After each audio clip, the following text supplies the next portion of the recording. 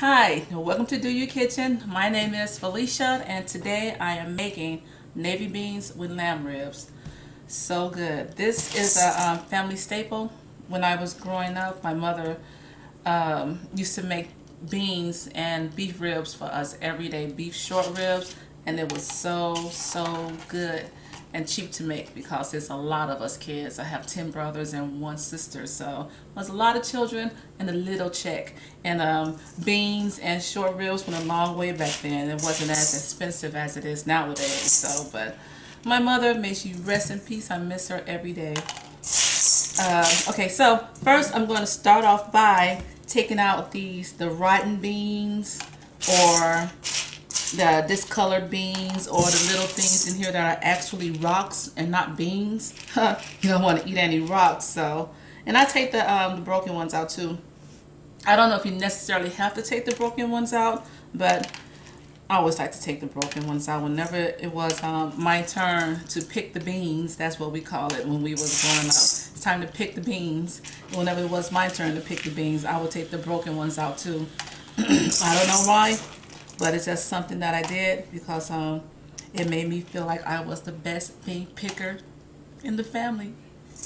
And everybody wants to be the best bean picker. Say that 3 times fast. I know I can't. So first, that's what I'm going to do right now. I'm going to pick these beans out, and then I'll do a quick soak on these. Just let them boil for about 10 minutes, and then sit for an hour in the hot water. Usually I soak them overnight, but yesterday was a rough day and I just didn't feel like doing anything last night, so I'll do a quick soak on these to open them up and make them easier, quick, just so they so that they can cook quicker. And so I'm just gonna pick these bad beans out and get that going, and we'll take it from there. So, all right then. Okay, so this wasn't that bad of a bag of beans. Not that many bad ones in here, but we have some wonderful colors in here. Look at that little tooth one. Look at the brown ones and whatnot. So, not that bad. So, we're going to go ahead and put these in a pot of water. It's 6 cups of water and 1 pound of beans. I'm going to go ahead and let this boil, get a good boil going. And then once that's done, once it starts to boil, I'll turn the fire off and just let it sit here for about 1 hour. And then I'll start adding all of the other ingredients in here. So while that's going, I'm going to start working on my vegetables. Okay, so I'm going to go ahead and open up some onions and green peppers. Put a little oil in here, just a smidget. A smidget. Does anybody say that anymore? Smidget. I like that word. It's fun. Okay, but let me see here. All right. So I'm going to use, and remember what I told you about pre-cutting your vegetables, have them pre-cut already in your refrigerator, so when you're ready to cook, it's already there. I'm gonna have to refill this one, but we got 1 cup of onions here. Ooh, that's why it's a little, good thing the oil wasn't hot yet. Okay, and we're going to use 1 cup of peppers. These are poblano peppers. I like these better because I think they have more flavor, but you know, you can use regular bell peppers. It doesn't matter if you know you want to use that. And so I have 1 cup of poblanos here. Get these cooking. Okay, don't you love these little bowls? They are so cute. I couldn't resist. Just walking in the store, saw these. I love them. These measuring cups. Alright, get that started. And I'm going to also add some celery, but I'll put the celery straight into the pot once the beans are ready to cook. So as usual, we're going to bring the flavor out and add a little salt and pepper to this.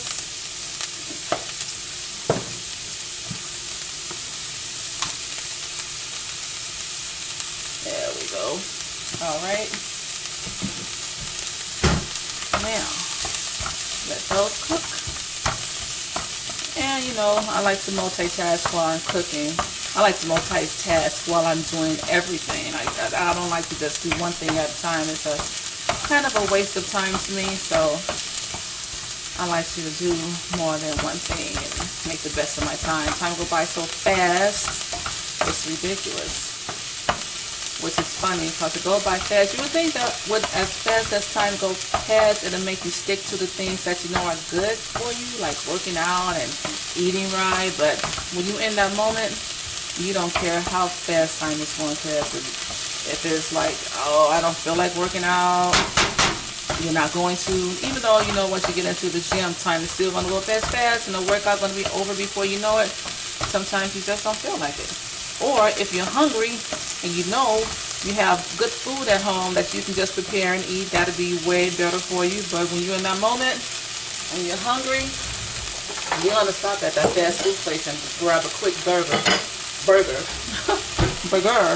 and have that instead of going home and cook. So we're gonna go ahead and let these simmer or stir-fry just a little, not that much.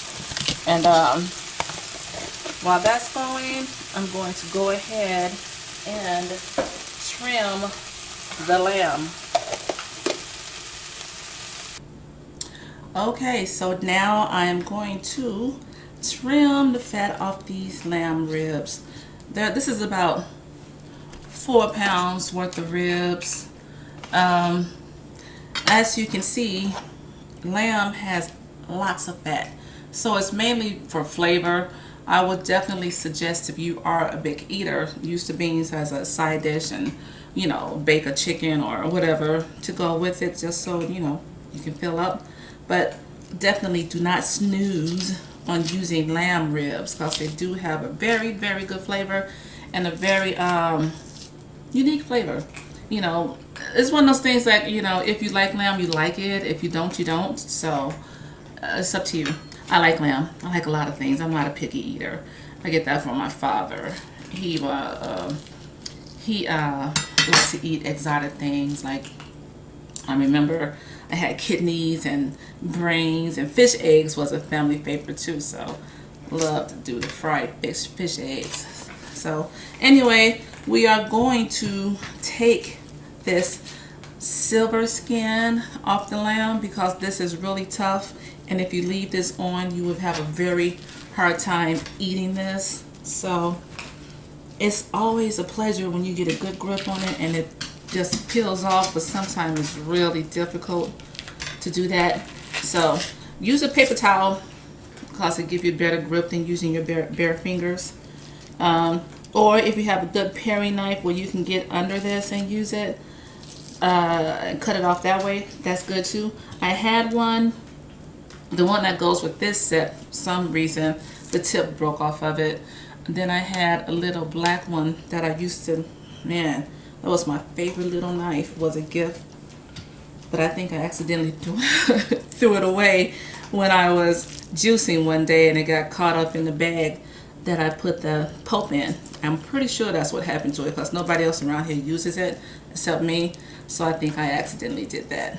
I just tossed that out. And I feel bad, but that's okay. So let's get this off. I try not to lose too much meat when I'm doing this. Just like this, I hate that I'm losing it. I know it's just a little bit of meat, but I don't want to lose any of it. Nobody likes to lose their meat. Okay, so let's get this going. This is coming out pretty decently right now, so I'm excited about that. Okay, great. Yep, that's coming along just fine. Get get that going. And so we got the holiday coming up. I don't know what I'm going to do for that. I know I mentioned in a previous video that the 4th of July and Thanksgiving is one of my favorite holidays, or they are my 2 favorite holidays. But I'm not sure what I'm going to do this year. I might keep it light, just take it easy. We'll see.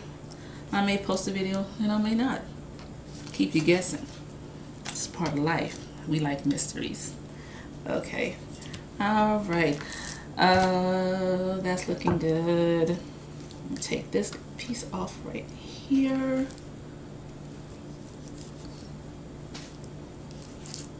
Yep. Try to get this fat off because, like I said, it's a lot of fat going on here. And okay, fat can be a deterrent for some people. I don't mind. I don't mind it at all. Fat is what gives the meat flavor. So, and then I like to score it. You see this here? I like to still score that a little bit, just so that when it's cooking, it'll shrink that up and it'll still make it even more tender to eat. Now we got this fat cap here. See, and then it's under. Well, let me hold it up here. You have the fat cap here, and then you have this layer right here.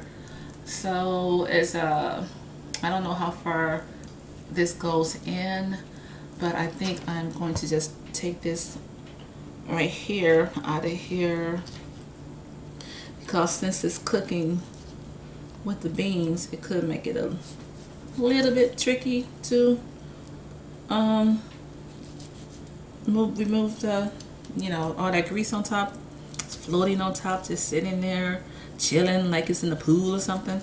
So I'm just gonna go deep in here and without removing this top layer, although it probably doesn't make that big a difference, because when I finish cooking it, it's going to be, you know, chopped up anyway. Not chopped up, but sliced between the bones, the way you would do regular ribs.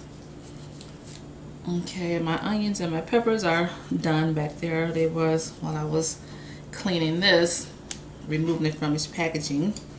Those are finished cooking. And my beans, I let them come to a rapid boil, and then now they're just sitting for an hour, and I didn't set my timer, so I think I could track an hour though without the timer.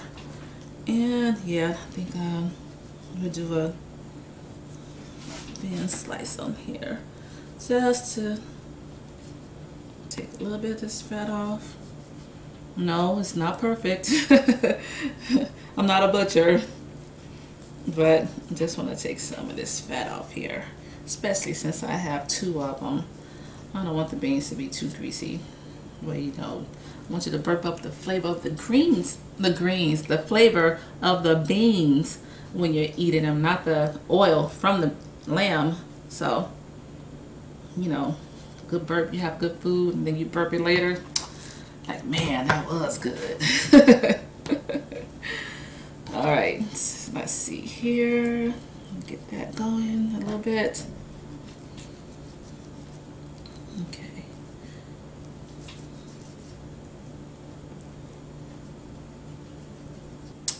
Okay, so now I got these all trimmed up.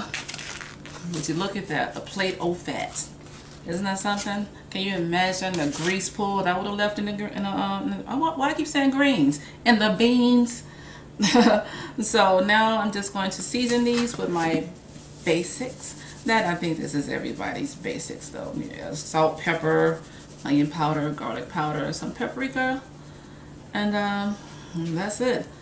So I'll get these all seasoned here. Alright, I was just thinking about something, but now I can't remember what it was. That's okay.